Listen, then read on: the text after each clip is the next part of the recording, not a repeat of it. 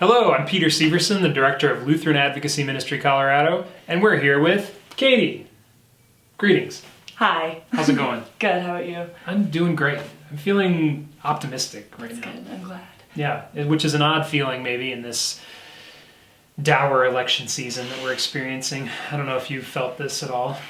I have. So even if people aren't excited about the presidential election, I hope people will be excited about these ballot measures. We have 9 ballot measures going on in Colorado, which is quite a few. You'll get your ballot and it'll be, several yards long, but don't be intimidated. Okay. So just a warning that there'll be a lot of things, and especially these 9 issues at the bottom of the ballot. The one I want to ask you about today is Amendment 71. Okay. What have you heard about Amendment 71? I don't know what any of them are. Totally fine. Amendment 71 is called, if we're going to put a neutral title on it, it's called Changes to State Constitutional Amendment Process. It's very dry.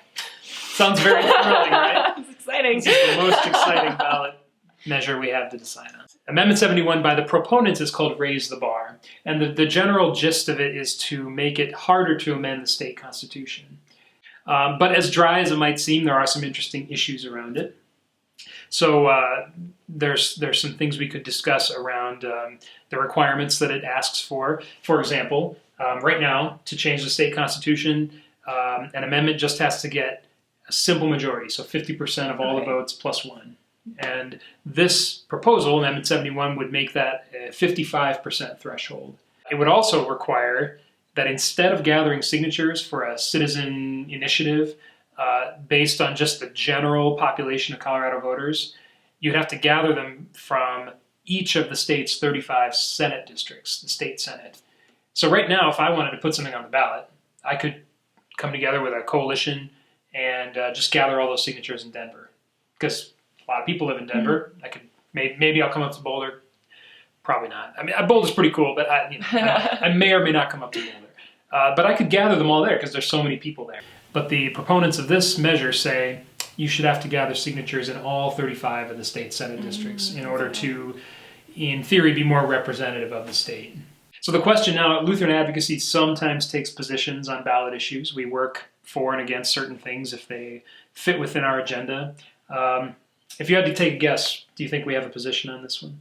I don't think so. That's correct. We actually do not have a position on this one. We don't do a lot of work around electoral changes, which is kind of what this is. So in that sense, we don't have a position, but a lot of groups do feel very passionately about this. Have you seen any literature or signs about this one or TV ads? I'm curious. I've seen some about pretty much all of them except this one. Okay. I mean, I did read about it today. So sure. That was the first time that I heard about it. What are your initial impressions when you hear about it? Like, what do you think?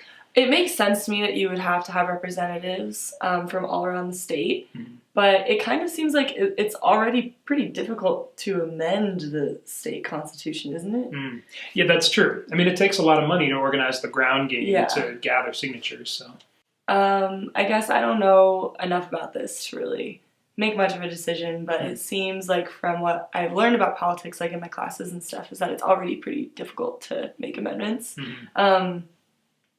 But I do like that it would have to have representatives from the whole state, because that like makes more sense to me. Yeah. I just wonder, like, if we pass this, like, how hard would it become to ever make any more changes? It seems almost impossible. Sure.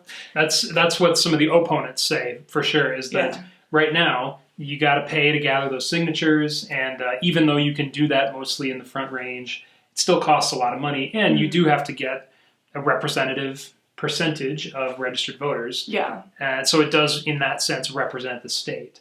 The opponents would also say that this makes it a lot harder for those citizen-initiated measures, kind of grassroots groups, to put something on the ballot versus, a measure that's supported by a lot of organizations, maybe from out of state, that have a lot of money. This won't be a barrier to them necessarily, because they can still pay for the representation around the state. So you've basically articulated a lot of the main points that the opponents and proponents have said. So it remains to be seen how this will be decided upon by our voters in Colorado.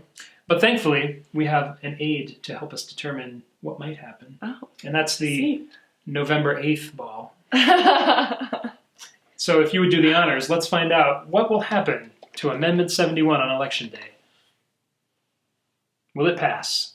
It says it will pass without a doubt. Without a doubt. Well, there you have it. It remains to be seen if the November 8th ball will be proven right or wrong in its predictions, but this is what we have. Well, until next time, thanks so much for talking to us, Katie, and we'll catch you on the flip side.